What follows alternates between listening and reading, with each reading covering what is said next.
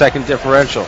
But that 9 seconds means more and more as the time winds down off the game clock. All right, well, Ghostiamu is taken down.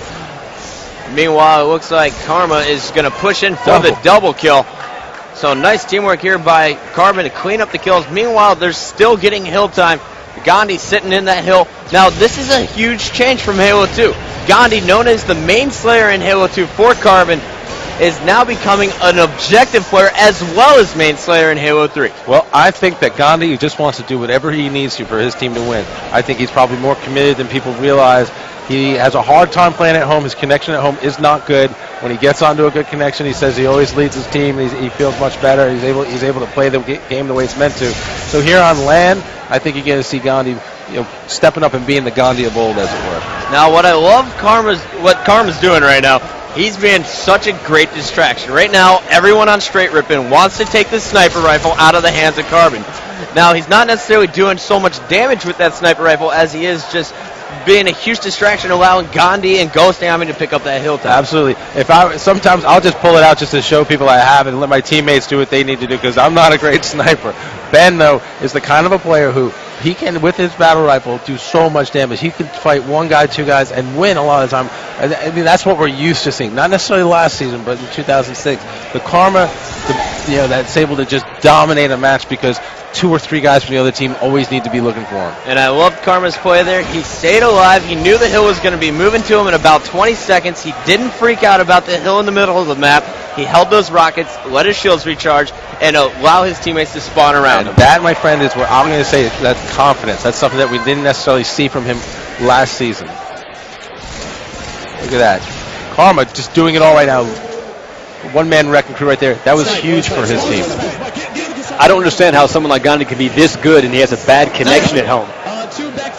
He's just got natural ability and skill, my friend. I mean, that's what it comes down to. He knows the game. Well, Karma going up against T-Squared with the help of Shockwave. They're going to relocate, going to try and sneak around, find a way to take down this hill player, because right now El Might Warrior is just racking up hill time, while Legit is fending off players on the bridge. Legit's taken down by Shockwave. El Might cleans it up, so that is a perfect play from Str8 Rippin, and we're going to watch as T-Squared continues to dominate with this overshield. Now that time it looked like Str8 Rippin had and he dropped the headshot, picked up the double. T-Squared heating up. Sorry to cut you off there, Aaron, but this action is just too exciting to stop talking about it. No, please cut me off. That was a great play right there. And look at this. He knew he was there. Shockwave was there. He went in and got him. Overshield, sniper. And he still got overshield. Karma stood no chance. Killing spree for T-Squared. I'll tell you what. This is what he needs to do. He's leading by example. He's letting his teammates get position, take a breath right here. I think you're going to see some sick stuff. We're getting close here. The match is getting to that point. That 3-minute mark is when I like to really watch a King of the Hill game. The rest of the time is all set up. It's like the last 2 minutes of a basketball game. And just now we saw really Str8 Rippin close the gap a little bit, quite a bit actually. Oh, another headshot. And now check that out. T-Squared had the sniper. Legit had one as well. Legit was distracting on top of the snipe tower, and T-Squared turned to the right, caught a player from the side. Great communication and teamwork by Str8 Rippin. And Str8 Rippin just picked up about 30 seconds on that run right there, bringing the game within 10 seconds. And now this I do not like by Carbon. They were waiting. They knew the hill was going to move. They let it move, and they were sitting in the hill to try and get some quick and easy time. And all that ended up happening was T-Squared and Str8 Rippin were able to get the lead. Or not the lead, but get the hill back. T-Squared really showing something here. He actually defended that last hill almost by himself, and now he's moving on to the other one.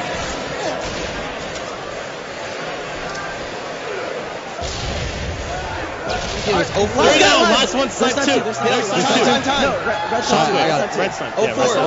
Yeah, keep hill. We're only down by 5 seconds. Keep it up. He's shooting me. What's the deal other West? 04. They're going to be red plat. 10 seconds. Ovi. 2 guys on me now. You snipes out. They spawn me. They assess me. T-Squared still alive, picked up even more hill time, but Gandhi came through with the rockets. Now he's cleaning house right now, Sundance. Picked up a kill on El Might Warrior and a kill on T-Squared. And now Carbon's going to have the upper hand. Nice job by Carbon to keep an eye out for those power weapons, and not forgetting about the rockets, even if your opponent has the overshield and a sniper. Because as we know, hill time's important, but it's more important to get a lot of it in chunks. And they're still up. They're up by 11 seconds now, 1 minute 38 left. This is where it's crunch time. This is where you got to pull something out of the bag of tricks, as it were. And Str8 Rippin right now is finding themselves backed into a corner. Well, here's the battle between Neighbor and Gandhi. Gandhi faking the drop-off, sitting on the ledge, trying to be a sneaky beef. Doesn't matter. Here he's Elamite, though. So nice job letting his shields recharge, but Elamite was just too strong. Meanwhile, we got Shockwave with the sniper rifle. There's 1:15 left in this game. Carbon up by about 15 seconds. This could go either way, Sundance. Yep. 19-second lead, 20-second lead now. It's just going up there, still in the hill. It seems like Carbon's strategy to let them have that previous hill when T Squared went on that big run, let them have that and defend this one is paying off. Well, absolutely. And that's, again, clock management. Just like basketball is super important.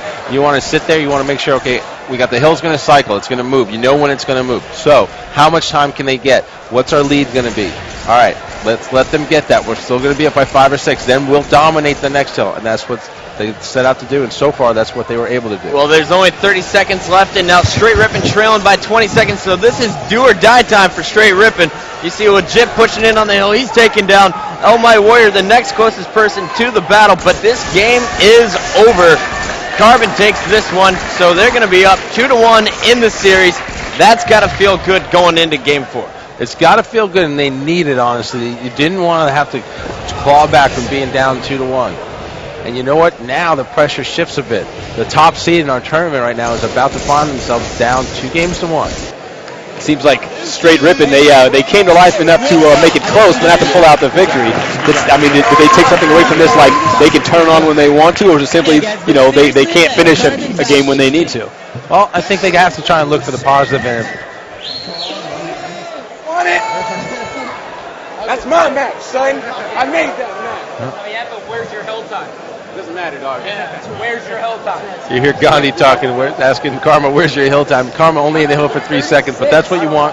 Somebody who's going to be out there putting shots on people. I guarantee you Karma has fired more shots with the battle rifle than anyone else that game. Well, let's take a look at the stats, Sundance. Karma, huge game, 36 kills, 23 deaths with 14 assists.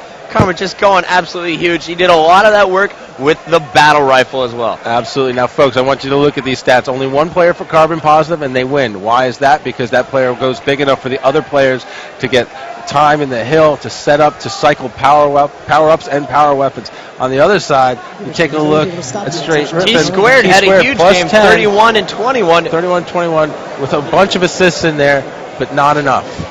So it seems that guys were playing their roles in that last match. You had the one guy at 36 kills, basically doing what he can to dominate the map to let his other players get in and get that hill time. Are those designated roles on a team like that, an advanced elite level team like this? When one player's hot, you just let him go out and dominate and just play selflessly. Do the objective. Let him go out and tear and just help him be a support player. Exactly. I mean, what this comes down to is this is a team sport. Okay, and for your team to win, it sounds corny, we've said it 1,000 times, there's no I in team, but there really isn't. You can see Karma flexing for the crowd right there on the big screen in the middle.